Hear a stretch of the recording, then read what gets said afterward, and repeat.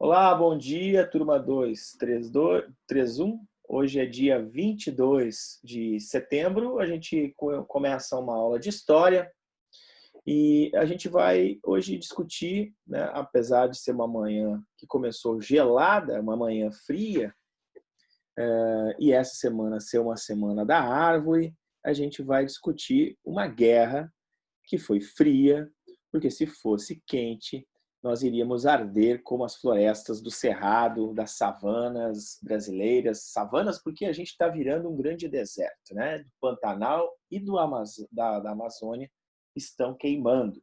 A gente vai falar hoje, iniciamos hoje um novo conteúdo de história que a gente vai discutir a política mundial do pós-Guerra Fria. Pós-Guerra Fria. Depois de 45 até 89, a gente vai discutir pós-Segunda Guerra Mundial, né? A Guerra Fria.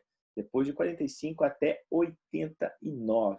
Então, hoje essa aula de hoje, a gente vai falar sobre, basicamente, o mundo bipolarizado, quais são as características dessa bipolarização e quais são as corridas, né, que vão existir. A gente está falando de um tema que é pano de fundo para aquilo que a gente trabalhou em sala de aula, em sala de aula não, que trabalhamos aqui, né, que foi o período do populismo no Brasil e mais, né, que foi o período também da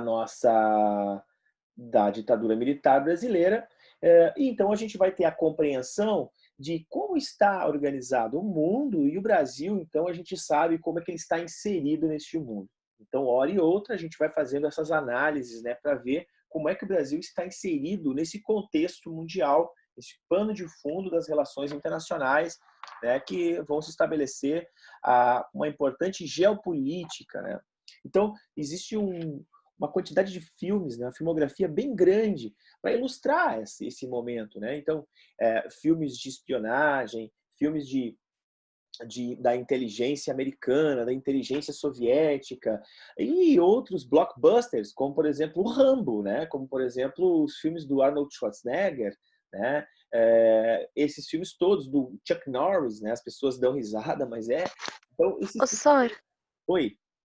a Eduarda Rodrigues e o Henrique estão pedindo pra tu aceitar eles. Já coloquei para dentro, tá? Então, todas essas filmografias aí são importantes para a gente entender esse contexto, né? Que vai estar ocorrendo durante esse período chamado de Guerra Fria. É um período comprido, né? Um período longo. Vocês, então, imaginem que é de 1945 até 1989. Certo? Então, teve um avanço tecnológico, uma corrida armamentista. Se hoje a gente usa, por exemplo, se nós usamos o telefone celular hoje, usamos o GPS, né? Temos mensagens de texto como o WhatsApp e outras empresas, isso é fruto, né, de uma corrida armamentista tecnológica que vai ocorrer durante o período da Guerra Fria. Mas antes da gente falar na Guerra Fria, eu queria dar bom dia, agora que chegamos aqui, chegou um monte de gente aqui um pouco atrasada, né, que estava com dificuldade de entrar. Eu fico falando que nem maluco aqui, né, e não clico o OK para que tu entre na sala. Então vamos lá. Bom dia, pessoal. Tudo bem com vocês? Tudo tranquilo por aí? Gostaria que vocês abrissem as câmeras para ver se vocês mudaram o penteado, se estão de pijama, como é que vocês, se estão de uniforme. Tem que estar de uniforme na aula, né? Tudo bem Bom com dia, você? Sir. Tudo bem? Beleza? Bom Pera, dia. você não abre a câmera que eu tô pintando meu cabelo todo horrível, tá? Não tem problema, meu amor, não tem problema. Olha só, Bom dia, Sir. bom dia, bom dia. Então, Fala, antes da gente começar a nossa aula, eu dou esse bom dia para vocês e também digo para vocês o seguinte, né? A gente já fechou, beleza? Como é que tá, Henrique? A gente já fechou as nossas avaliações do primeiro trimestre. Então, vocês devem ter visto ali que alguns alunos, né, tiraram 10, né? Tiraram 10 pontos. 10 pontos é a nota máxima, não tem o que fazer, né? Inclusive, fiquei devendo nota, né? Porque Tá eu bom dei... que o André desliga a câmera. Opa, alguém entrou aqui. Fiquei devendo nota para alguns alunos, né? Que ficaram mais do que 10. Outros alunos tiraram menos que 7. Por quê? A nossa prova estava dividida, nossas avaliações estavam divididas em 5 partes, né? Em 5 partes, não, em 2 partes de 5. O trabalho das ponderações, que muita gente não me entregou, e o trabalho e a prova. Então, aqueles que não me entregaram o trabalho de ponderações ficaram com nota baixa, né? Ficaram com a nota abaixo da média. E aí, então, vocês têm essa semana, vocês têm a oportunidade de fazer a prova de reavaliação. Vocês já devem ter recebido ali as dicas, como é que vocês vão fazer e tal. A reavaliação do primeiro trimestre. Para o segundo trimestre, nós teremos um trabalho valendo 5 pontos. Esse trabalho já está na Iônica. Vocês podem acessar esse trabalho, podem responder esse trabalho, por favor, o quanto antes. É um trabalho com 5 questões dissertativas que vocês vão responder lá no site mesmo, lá na Iônica mesmo, tá? Então, respondam, por favor, respondam essas questões. São 5 questões, cada uma valendo 1 ponto. E vocês, então, vão garantir 5 pontos de trabalho.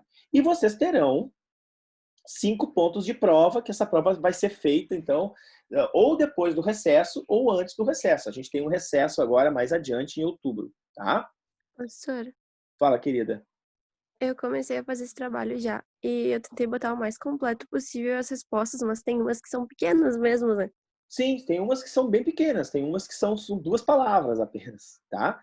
Então, Sim, mas já vão respondendo, tá? Porque quanto antes vocês responderem, vocês adiantam o meu trabalho também, que daí eu vou corrigindo essas questões, né?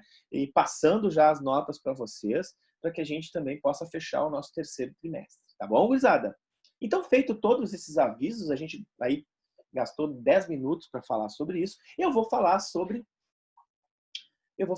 então, a bipolaridade do mundo, o mundo bipolar, né? O que é o mundo bipolar? O mundo tem 2 grandes polos, 2 grandes eixos a partir do final da Segunda Guerra Mundial. E aí é o seguinte, alguns historiadores, entre eles, né? Eu sou um leitor de vários dos grandes historiadores do mundo, e eu concordo com eles que a Segunda Guerra Mundial, o ato final da Segunda Guerra Mundial, foi a invasão da Alemanha, sem dúvida alguma. A invasão da Alemanha pelos soviéticos, né, acabando com a guerra, cravando a bandeira soviética na República de Weimar, né, derrubando Hitler. Né? Bom, para mim isso é fato. Agora, sem dúvida alguma, para esses mesmos historiadores, a Guerra Fria começa com Hiroshima e Nagasaki. Justamente, as 2 bombas atômicas que caíram em Hiroshima e Nagasaki caíram para um grande aviso para a humanidade. Cuidado, cuidado, dizia mais ou menos assim a bomba, que nós, americanos, não somos de brincadeira. Nós temos a bomba de hidrogênio. Nós temos tecnologia suficiente. Os Estados Unidos, então, vão ter um papel fundamental para estabelecer um novo padrão. Um padrão do medo. Né? Sobraram 2 sistemas apenas. Nós tínhamos 3. O capitalismo, o socialismo e o nazismo. O nazismo teve uma baixa muito grande, né? É claro, não acabou o nazismo. A gente vê por aí que ainda existem malucos que são nazifascistas. E nós temos que, né, denunciar, porque nazifascismo é crime, certo? É crime, está na nossa Constituição. Então nós somos antifascistas, porque nós somos a fim da democracia. E nessa república liberal que nós vivemos uma república liberal ao estilo, depois do final da Segunda Guerra Mundial, no estilo americano. Nós lutamos ao lado dos Estados Unidos. O Brasil luta ao lado dos Estados Unidos, né? E luta para levar a democracia a essa região da Alemanha, da Itália. Né? Bom, no mesmo frente de batalha contra os alemães estavam os soviéticos. E os soviéticos têm uma outra proposta. E é essa outra proposta que vai entrar em choque ideológico em questões políticas e questões geopolíticas no mundo, que é o socialismo. Certo? A União das Repúblicas Socialistas Soviéticas. Então eu vou convidar vocês para a gente imergir aqui para analisar 3 pontos importantes. Então vai aí, pega a tua caneta e começa a anotar aquilo que eu for te dizendo. Ó, isso é importante, anota. Se tu não anotou, entra no nosso canal, prof.jairobrum, lá no YouTube, E o linkzinho dessa aula vai estar na Iônica também, vocês podem assistir de novo. Vamos nessa, então.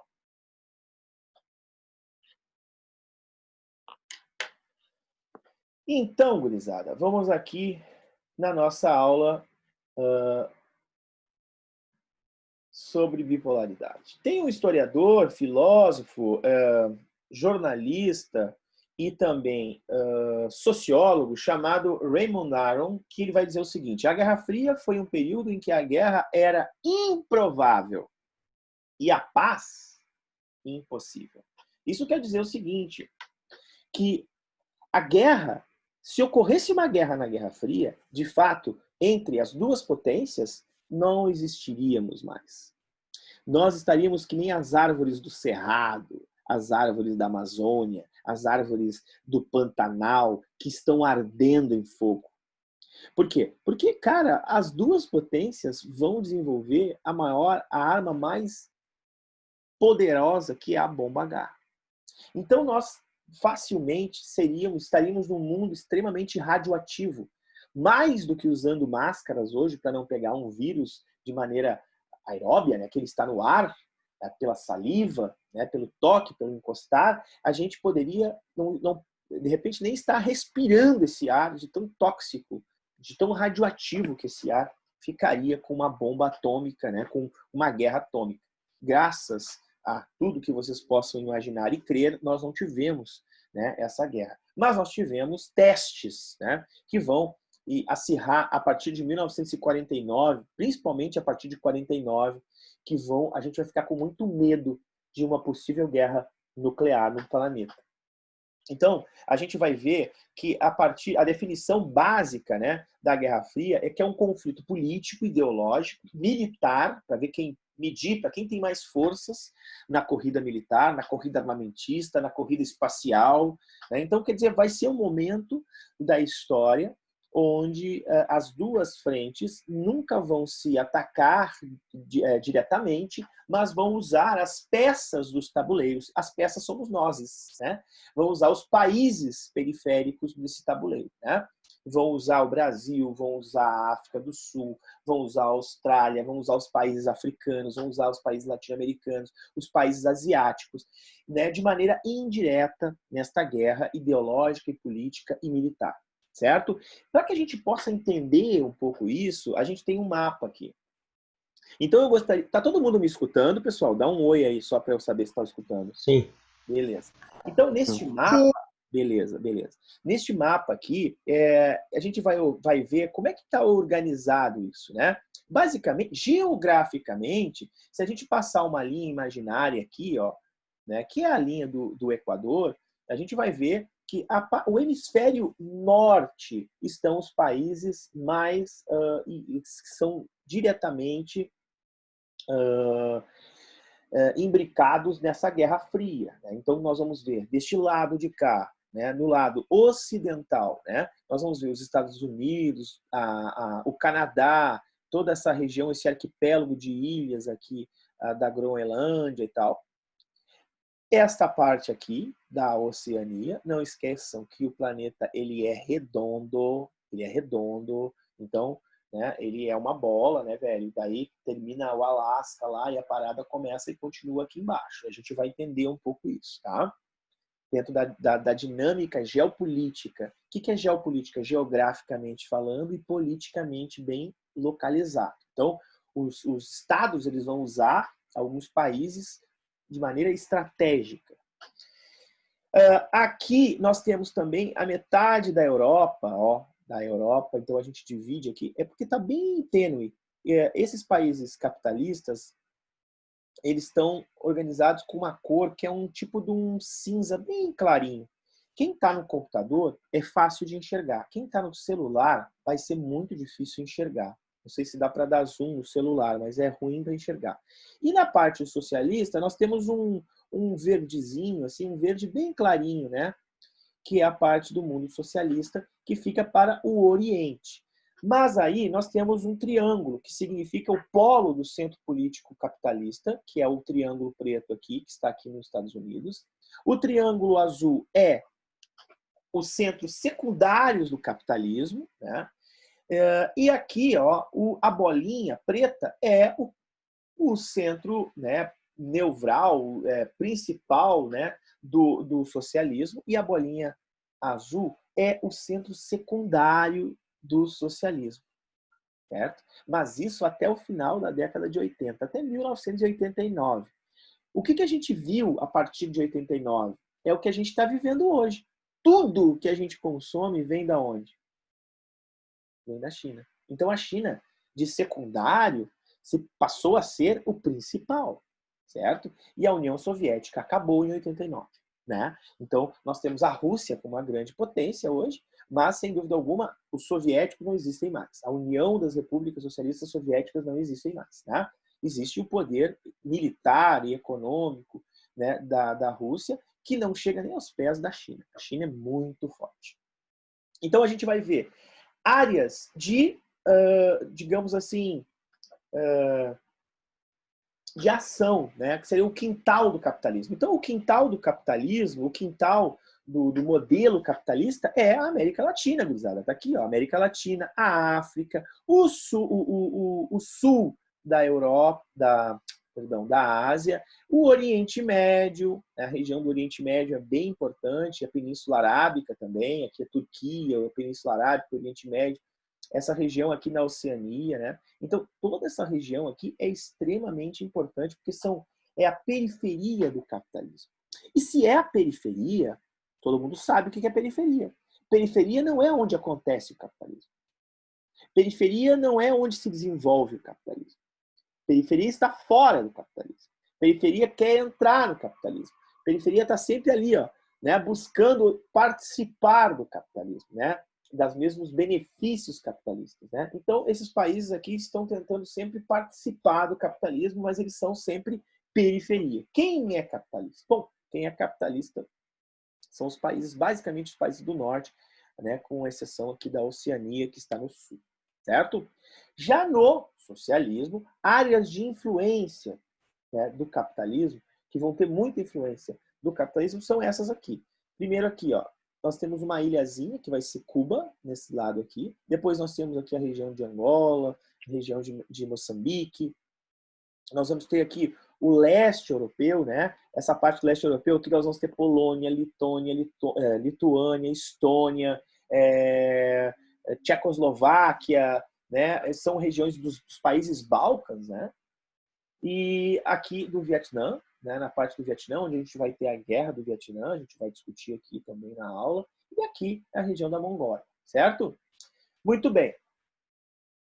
Feito essa análise, né, de como estava organizado o tabuleiro da bipolaridade, né, isso está gravado, tu pode entrar lá, pode verificar de novo, né, nessa gravação dessa aula, a gente vai, então, para os 3 pontos que a gente vai discutir hoje, que é a doutrina Truman, OTAN versus Pactos de Varsóvia e o Plano Marshall versus Comecon, certo? A crise de Berlim a gente vai deixar para o nosso próximo encontro, não vai dar tempo. Então vamos lá, doutrina Truman. A doutrina Truman, epa, passei demais aqui.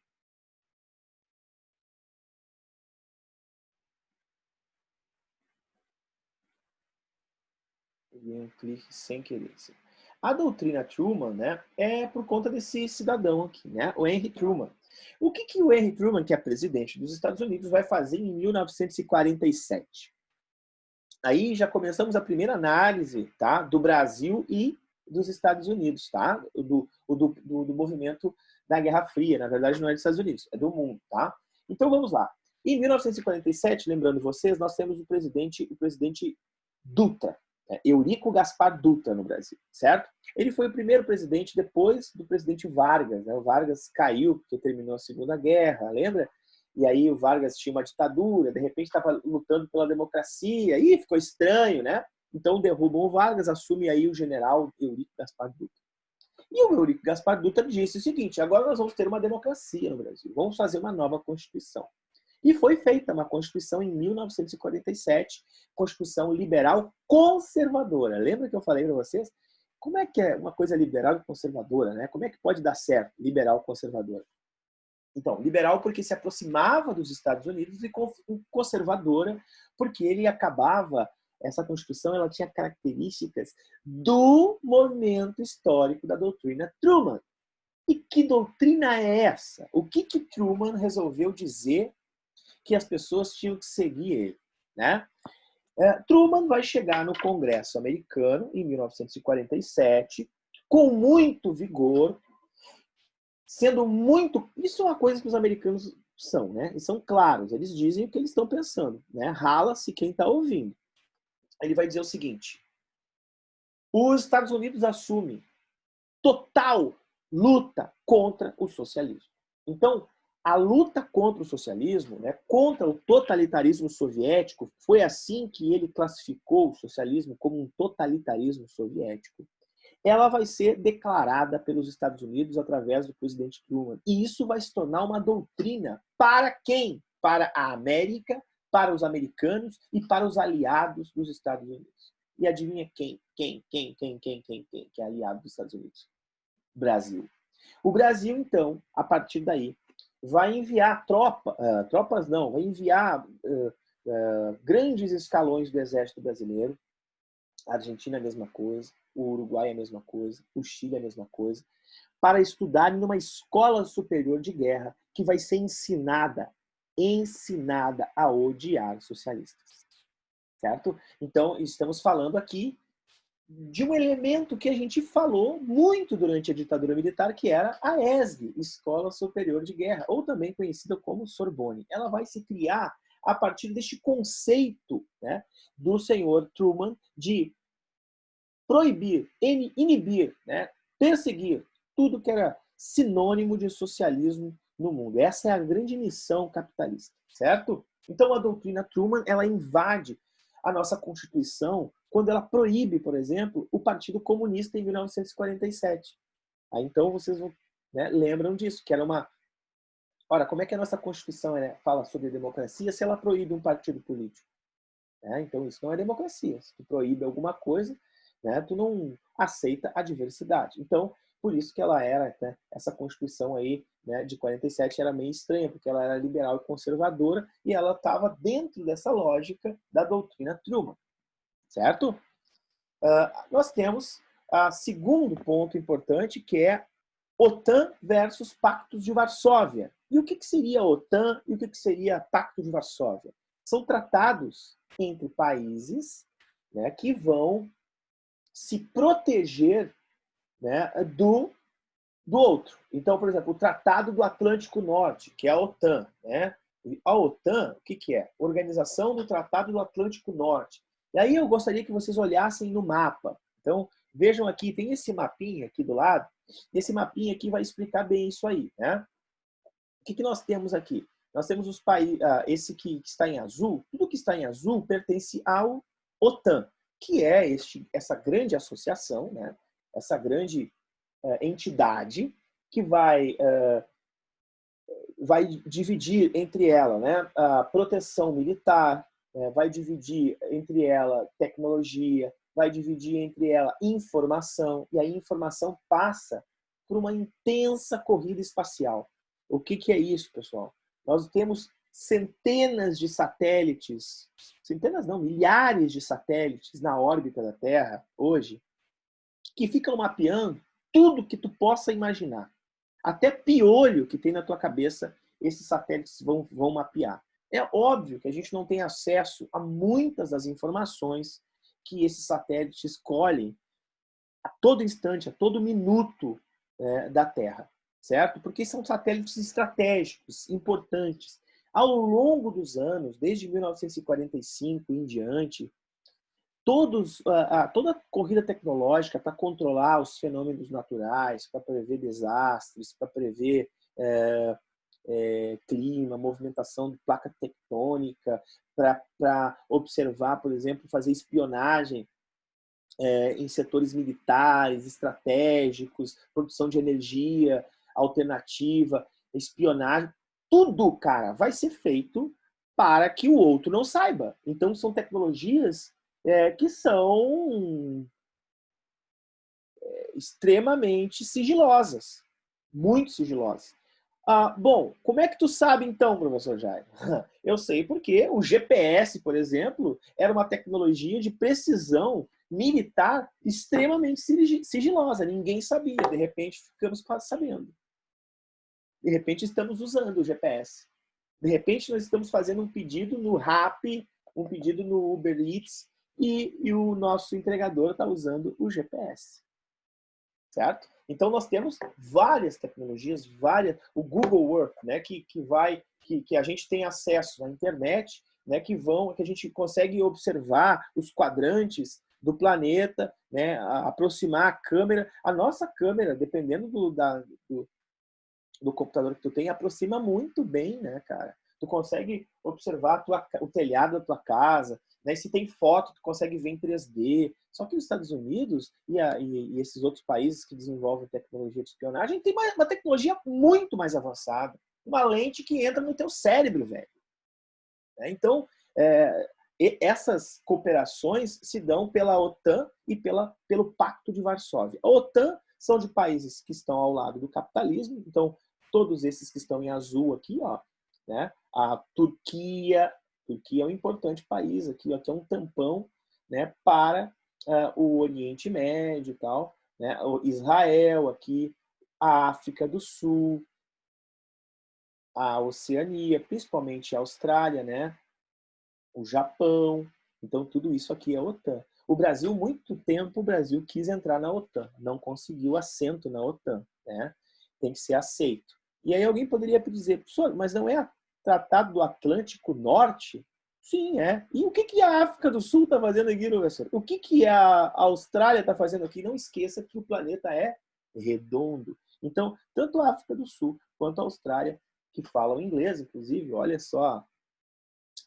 né?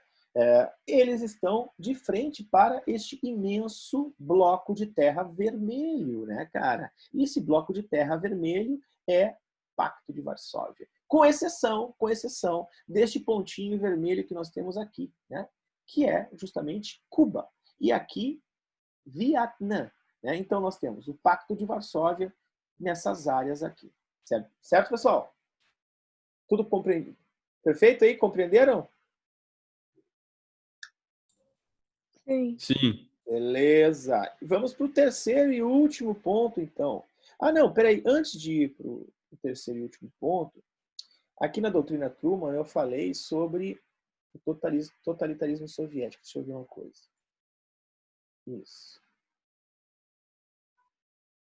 Agora vamos para o 49. Aqui, ó. Falei sobre a explosão da primeira bomba na Rússia, né? na União Soviética. Eu vou mostrar para vocês alguns testes, tá? Então, há uns testes que vão ser feitos de maneira subterrânea, né? Não sei se eu cheguei a falar isso para vocês. A bomba atômica na Rússia vai ser feita de maneira subterrânea e obviamente vai ficar extremamente cheio de radiação, né, cara? Nós vamos ter galerias com muita radiação, galerias submersas, porque elas vão ser feitas no interior, né, assim, na profundidade. Eles não vão detonar ela fora da Terra. Então, aqui algumas imagens importantes. Depois eu vou colocar esse site lá para vocês darem uma lida e também olhar os vídeos. Olha aqui, ó.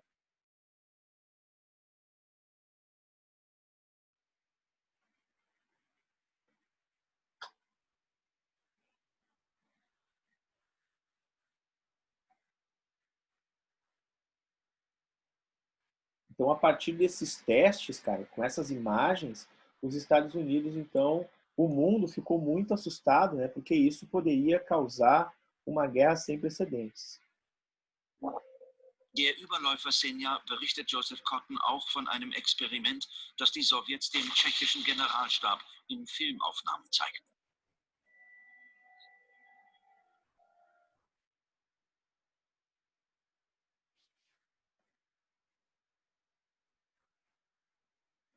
Eu tenho uma última imagem aqui. Одна, ноль.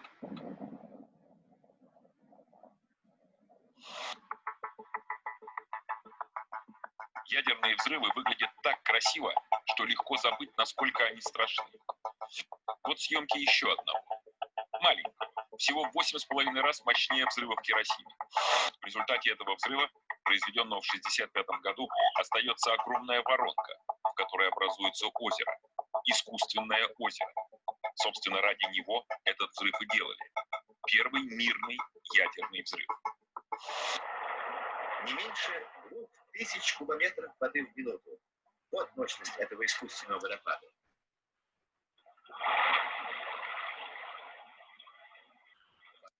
Então, eu não vou continuar a ver, pessoal, mas as explosões, olha aqui, ó. A explosão provocou um terremoto de magnitude 6,8, elevou o nível do solo em 5 metros e desencadeou deslizamentos de terra ao longo do litoral. Isso foi feito lá no Ártico, tá? E deslocou placas tectônicas de ilhas sobre a área de 300 quilômetros quadrados. Então, até hoje a gente tem naquela região lá um imenso de uma área com uma radiação muito forte, né? Justamente por conta desses experimentos, né, com a bomba atômica, que foi feito em território. Então, a OTAN, Organização dos Tratados do Atlântico Norte, era uma aliança entre Estados Unidos, Canadá, Inglaterra, França, Bélgica, Holanda, Luxemburgo, Dinamarca, Noruega, Finlândia, Portugal, Itália, vai embora, né? E vários países como a Alemanha Ocidental, né, e Grécia e Turquia. E por que eu falei na Alemanha Ocidental? Porque a Alemanha vai ser dividida em duas partes, né? Sobre a Alemanha e a sua divisão, a gente vai ver na nossa próxima aula. E o Pacto de Varsóvia aqui, ó. União Soviética, Albânia, Alemanha Oriental, né? A Bulgária, a Hungria, a Tchecoslováquia, que é um país que não existe mais, a Polônia, a Romênia, Cuba. Né? Então, a gente vai ter aí essa característica. Os ícones da felicidade, né? Nos Estados Unidos, a valorização da riqueza material, né? As coisas valem muito. O individualismo, as pessoas, o consumismo e a democracia. Então, aí tem alguns símbolos, no McDonald's, a GM, né? Eu tenho um carro, eu posso consumir e tal. Na União Soviética, é o bem-estar social, a igualdade, simplicidade, a glorificação, né, do líder, que é o stalinismo, né, que é o Stalin, né? Então, e a busca pelo coletivismo. Então, se por um lado eu tenho nos Estados Unidos a valorização da riqueza, o individualismo, do outro lado, na União Soviética, eu tenho a luta pelo bem-estar social, igualdade e o coletivismo. Se por um lado eu vou glorificar, né, o consumo como algo importantíssimo na minha vida, por outro lado, eu tenho a glorificação do líder, né, cara, que é a glorificação do stalinismo. Então, nós temos aí algumas dicotomias importantes entre os estados socialistas e o estado capitalista. E o último plano, né, o plano Marshall. O que foi o plano Marshall? Cara, os Estados Unidos, ele já era macaco velho em relação ao que acontecia depois da guerra. A gente estudou isso, né? Os Estados Unidos entrou numa crise depois da Primeira Guerra Mundial, que é a crise de superprodução. Então, eles estavam mais do que vacinados, né? Eles sabiam como é que tinha que agir. Eles não podiam sair produzindo que nem malucos, né? Eles não podiam ficar sem projeto, sem programação, sem nada. Eles já tinham ideia do que eles iam fazer. E aí, eles vão fazer aquilo que é mais importante. Eles vão agir com a sua moeda e a sua diplomacia. Lembrando que os Estados Unidos não sofreram nada no seu território, cara. Nenhuma bomba caiu em Nova York, em Washington, nada caiu na Flórida, nada. Somente em Pearl Harbor, que era uma ilha lá no Pacífico. Então, os caras vão dizer o seguinte, olha, quem aí na Europa quiser dinheiro emprestado, eu estou emprestando para reconstruir o teu país. Porque os países ficaram detonados. Detonados. E eu vou emprestar. Claro, vocês vão me pagar, mas não pensa nisso. Pensa em reconstruir teu país. Depois vocês me pagam. Então, a moeda norte-americana, inclusive, eles vão investir, eles vão emprestar, eles vão oferecer até para países socialistas. Só que tinha um detalhe. O país que aceitasse o dinheiro americano, ele tinha que se tornar o quê?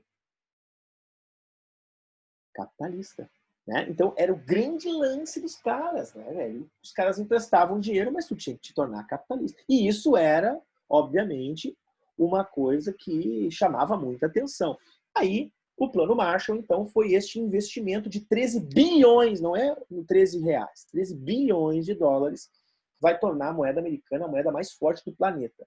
Do outro lado, a União Soviética não ficou para trás e criou a Comecon, que é o Conselho para Assistência Econômica Mútua entre os países que pertenciam, então, ao grupo soviético, né? Ao grupo socialista. Então, nós vamos ter isso a partir de 49, né? Esses investimentos. Só para vocês terem uma ideia aqui, nós vamos ter aqui, ó, a Alemanha Ocidental, que é a parte ocidental capitalista, ela vai receber 1,389 bilhão de investimento.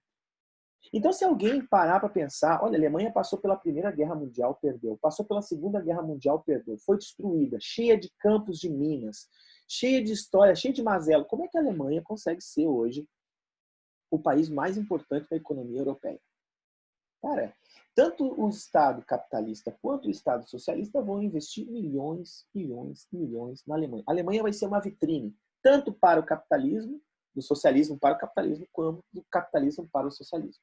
E aí, obviamente, né, cara, os alemães vão aproveitar esse momento e vão começar a desenvolver tecnologia, porque os caras não são bobo, né, cara? Então eles vão desenvolver tecnologia, desenvolver economia, desenvolver a sociedade, reconstruir o país e se tornar a nação que eles são hoje, uma baita de uma nação. Mas não foram só eles que pegaram dinheiro emprestado. A gente consegue ver aqui, ó, todos os países aqui, Portugal, Islândia, Turquia, Noruega, Dinamarca, Bélgica, Grécia, Holanda, Itália, França, Grã-Bretanha, vários países vão pegar dinheiro emprestado nos Estados Unidos, que vai ser um grande negócio, vai ser um negócio importantíssimo para os americanos. Por quê? Porque eles vão ser grandes credores, né? Eles vão receber esse dinheiro de alguma maneira, eles vão receber de volta, e por isso que eles são um dos países mais importantes economicamente do planeta. Queridos, a nossa aula de hoje está terminando, falta menos de 1 minuto para terminarmos a nossa aula. Eu espero que vocês tenham gostado da aula de hoje, tenham aproveitado, tenham feito as anotações aí necessárias. Quem não fez, por favor, entra lá no vídeo e faça, né? Lembrando vocês que vocês têm um trabalho para fazer. Eu gostaria que vocês colocassem no grupo da turma, se vocês têm grupo, né? Colocassem que tem um trabalho de história que está para ser feito até o dia 2, que é importante que façam. Quem vai fazer a prova de reavaliação, faça, vale a pena melhorar a sua nota, ou até mesmo para ver como é que vocês estão. E eu desejo a vocês esse dia lindo que está aí fora, né? Um dia de sol, um excelente dia, e até quinta-feira. Quinta-feira a gente continua com a nossa aula de Guerra Fria. Tá bom, pessoal? Antes de sair, deixa eu fazer a chamada, né?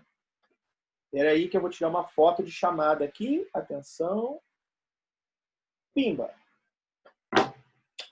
Tchau, galera. Aquele abraço. Feito, senhor. Feito. Feito, senhor. Valeu. Feito. Tchau, tchau. Professor, Valeu. feito. Só bota uma camiseta que tá frio. De catar.